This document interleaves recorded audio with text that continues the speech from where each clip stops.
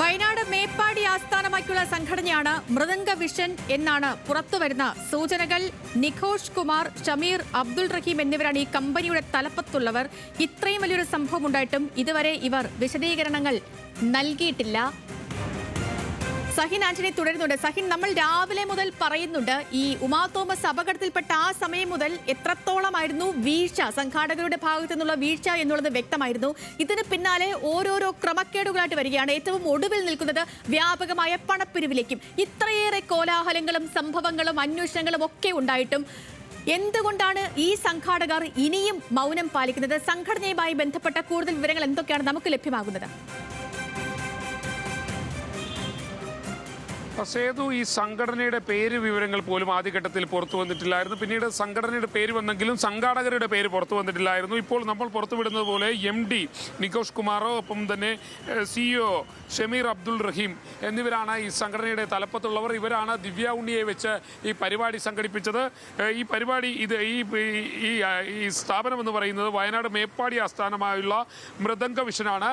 അതിൻ്റെ സംഘാടകരാണ് ഈ രണ്ടുപേരും. ഈ രണ്ടുപേരും ഇതുവരെ പ്രതികരിക്കാൻ തയ്യാറായിട്ടില്ല എന്നുള്ളതാണ്. ഇത്രയധികം കോലാഹലങ്ങൾ ഉണ്ടായിട്ടും ഇവരെ വിളിച്ചു വരുത്താൻ പോലീസും തയ്യാറായിട്ടില്ല എന്നുള്ളത് എടുത്തു പറയേണ്ടിയിരിക്കുന്നത്. പ്രത്യേകിച്ചും 7 കോടിയിലധികം രൂപയുടെ സാമ്പത്തിക തിരിമറി നടന്നിട്ടുള്ള അല്ലെങ്കിൽ സാമ്പത്തികമായ പണം വന്നു പോയിട്ടുള്ള ഒരു പരിപാടിയാണിത്. അത് ഏത് ഘട്ടത്തിലാണ് ഇവർ സംഘടിപ്പിച്ചത്, എവിടെ നിന്നാണ് ഇവർക്ക് സാങ്ഷൻ കിട്ടിയത്, ഇത് സംബന്ധിച്ച് പോലീസ് അനുമതി നൽകിയിട്ടില്ല. പിന്നെ എങ്ങനെയാണ് ഇവർക്ക് അനുമതി ലഭിച്ചത് എന്നുള്ള ഒരു കാര്യമെല്ലാം ഇവർ വിശദീകരിക്കേണ്ടിയിരിക്കുന്നു. പക്ഷേ ഇവർ കഴിഞ്ഞ ദിവസങ്ങളിൽ വാർത്താ സമ്മേളനം നടത്തിയെങ്കിലും പിന്നീട് ഇത് സംബന്ധിച്ച് യാതൊരു വിധത്തിലുള്ള വാർത്താ സമ്മേളനവും നടത്തിയിട്ടില്ല എന്നുള്ളതാണ് എടുത്തു പറയേണ്ടത്. ഏതായാലും ഞാൻ നേരത്തെ സൂചിപ്പിച്ചതുപോലെ തന്നെ വലിയ കോലാഹലങ്ങൾ ഇത് സംബന്ധിച്ചുണ്ടായിട്ടും ഈ പറയുന്ന സംഘടനയുടെ തലപ്പത്തുള്ള ആരും തന്നെ പ്രതികരിച്ചിട്ടില്ല. നമ്മൾ ഇവരുടെ പേര് വിവരങ്ങൾ പുറത്തുവിടുമ്പോഴും, അതായത് ഈ നിഘോഷ് കുമാറാണ് ഈ മൃദംഗനാദത്തിന്റെ MD, ഷമീർ അബ്ദുൾ റഹീം അദ്ദേഹമാണ് CEO. ഇവരാണ് കമ്പനി തലപ്പത്തിലുള്ള 2 പേർ, നിഘോഷ് കുമാറും അബ്ദുൾ റഹീമും. ഇവരാണ് ഇതുമായി ബന്ധപ്പെട്ട് ഇത്രയും ക്രമക്കേടുകളും പരാതികളും കോലാഹലങ്ങളും ഉണ്ടായിട്ട് ഇനിയും മിണ്ടാതിരിക്കുന്നത്. ഇവരെ ഇനിയും അന്വേഷണ സംഘവും വിളിച്ചു വരുത്തിയിട്ടില്ല.